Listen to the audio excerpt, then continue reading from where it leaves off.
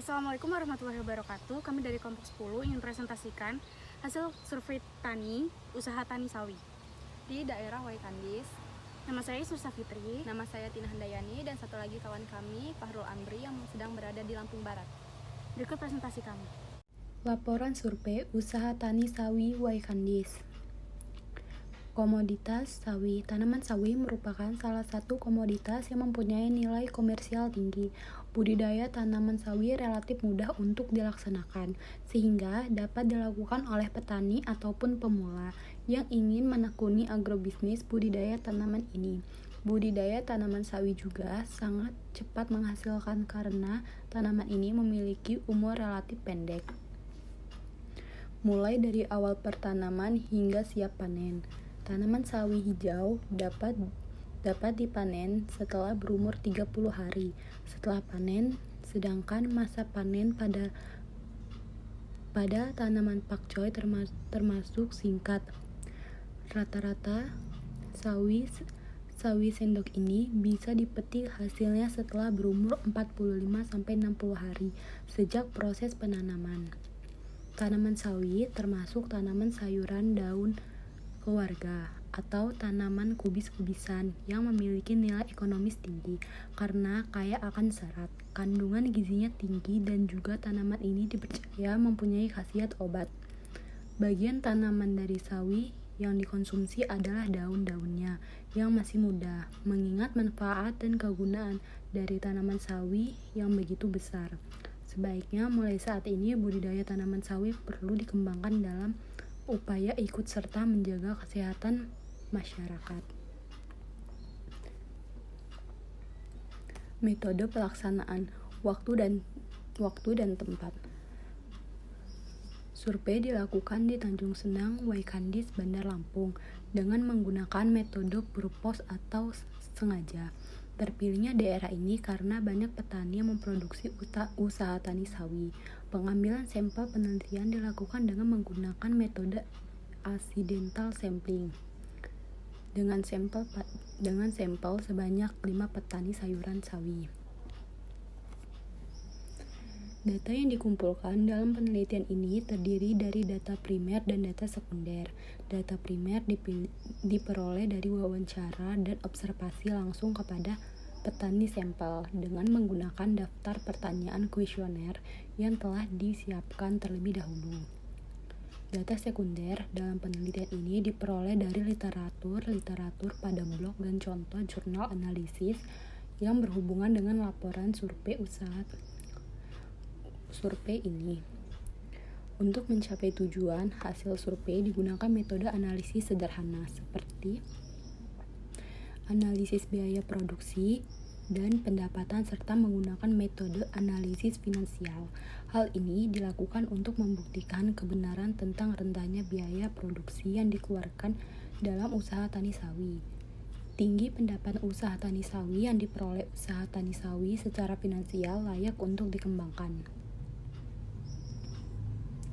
Hasil dan pembahasan. Berdasarkan tabel 1 dapat dilihat bahwa di daerah Waikandis memiliki banyak petani yang memproduksi sayuran sawi, yaitu sawi berbagai pengalaman serta latar belakang pengetahuan tentang bertani sawi yang berbeda-beda. Berikut ini akan dijelaskan pertanaman lahan sawi hingga status kepemilikan lahan petani di daerah Waikandis. Luas lahan pertanian sawi di Waikandis. Berdasarkan tabel 2 dapat dilihat bahwa petani di Waikandis memiliki luas lahan yang berbeda-beda untuk dikerjakan, serta kebanyakan dari mereka memiliki lahan sendiri untuk ditanam. Berdasarkan data survei ini, maka dapat dilakukan perbandingan produksi hingga pendapatan yang diperoleh oleh setiap petani di Waikandis. 4.3 Rata-rata biaya produksi usaha tani sawi setiap petani per musim tanaman. Berdasarkan tabel 3 di atas, diketahui bahwa biaya sarana produksi seperti pupuk, obat merupakan biaya terbesar yang dikeluarkan dalam usaha tani sawi. Hal ini dikarenakan pada musim hujan lebih banyak terjadi serangan hama penyakit yang berakibatkan pada rendahnya produksi sayuran sawi. Untuk menanggulangi masalah tersebut, maka petani lebih banyak menggunakan obat untuk memberantas serangga, hama, penyakit, bibit, termasuk dalam biaya sarana produksi, karena petani di daerah survei membeli bibit untuk ditanam. Rata-rata hasil produksi, penerimaan, dan pendapatan usaha tani sawi per tani di Waikandis. Berdasarkan tabel 4 di atas, diketahui bahwa pendapatan setiap petani berbeda-beda, dipengaruhi dari banyaknya hasil panen penjualan yang didapat oleh petani sawi, di mana hasil panen juga sangat ditentukan oleh luas lahan, yaitu semakin luas lahan ditanami sawi, semakin banyak pula yang akan didapat oleh petani. Nilai RC dan BC. Salah satu kriteria kelayakan usaha tani RC, usaha tani dikatakan layak untuk dikembangkan apabila RC lebih besar daripada 1. Berdasarkan tabel 5 di atas, diketahui bahwa RC lebih besar dari 1, BC lebih besar daripada 1. Nilai RC dan BC yang lebih besar dari 1 menunjukkan bahwa usaha tani sayuran sawi di daerah Waikandis layak untuk dikembangkan. Berdasarkan data ini, diketahui bahwa hipotesis ketiga yang mengatakan bahwa usaha tani sawi layak dikembangkan adalah sesuai dengan hasil yang diperoleh di daerah survei. Kesimpulan dan saran. Kesimpulan dari analisis yang dilakukan terhadap usaha tani sawi di Tanjung Senang Waikandis dapat disimpulkan bahwa 1.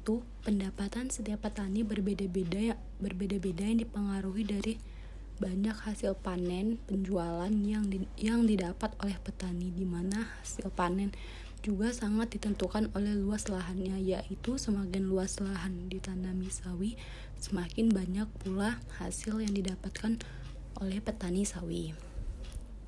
Yang kedua, usaha tani sawi di daerah penelitian secara ekonomi layak untuk diusahakan dan dikembangkan. Hal ini dapat dilihat dari nilai RC dan BC yang lebih besar daripada 1. Saran. Yang pertama, 1.